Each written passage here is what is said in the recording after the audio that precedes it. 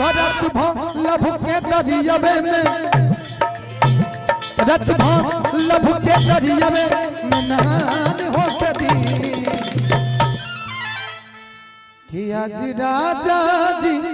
के कोरवे में बिहान हो खेती कि आज राजा जी के कोरवे में जवान हो खेती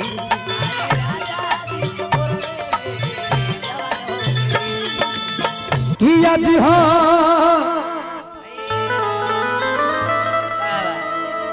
आज पहिला मिलनवा मिलल सजनी के सजनवा हमार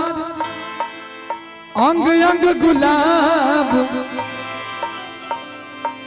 नियन खिलल बा बदनवा सुनी सुनी भगवा जन बिहान हो कदी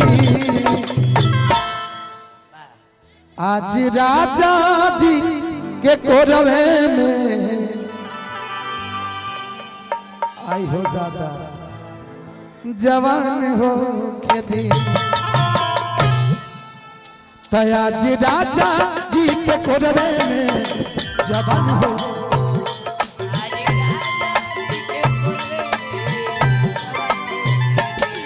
आज राजा जी के कोरवे में जवान हो खेती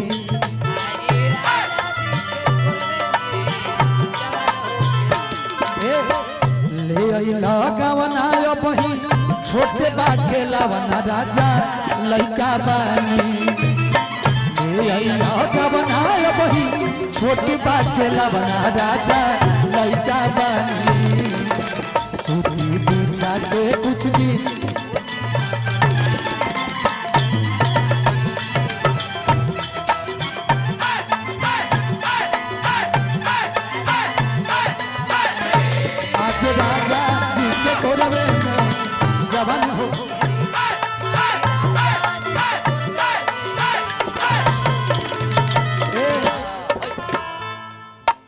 अच्छा किसी भी शुभ अवसर पे सोनू भी ऐसा सोना चांदी लेवे के संपर्क करी लेकिन अगर वो कुछ लेके आओ चाहिए खाली खले काम कर चल नेक्स्ट टाइम ना ठीक बा राजा जी के होठवा से होठ जब सोटी राजा जी के होठवा से होठ जब सोटी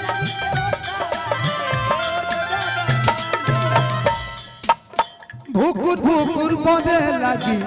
दिलवा के बाती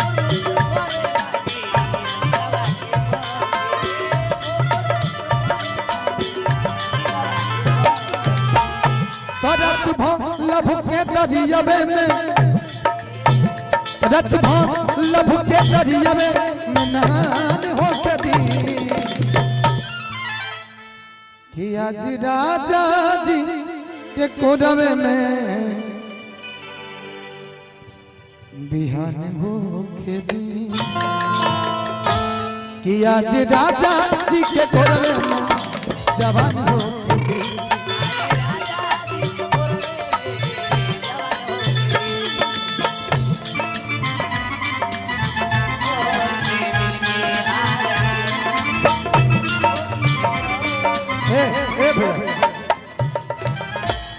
ए टू जेड इवेंट शो के मालिक 100 रुपया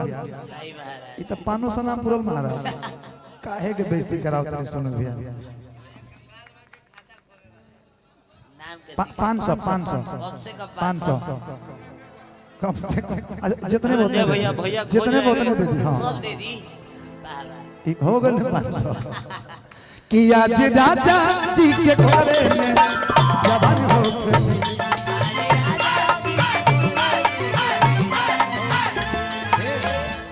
लोगों होशियार हो गए लोग एटीएम और पेटीएम में पैसा रखा था पे फोन आ गूगल में पैसा रखा था डर बा साज माधन के पिया कोन जब उठाई है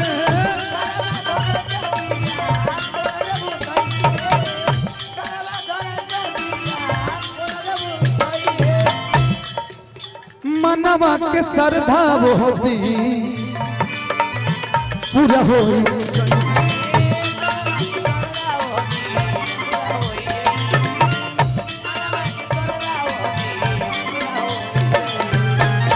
यदु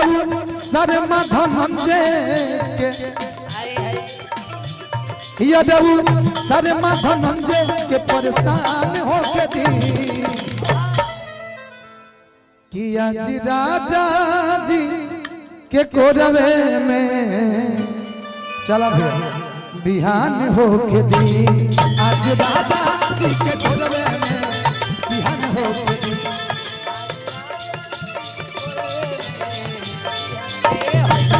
आज राजा जी के कोरवे में बिहान हो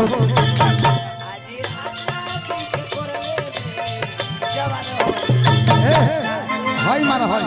ए बिट्टू जी देखो को माता बिहान हो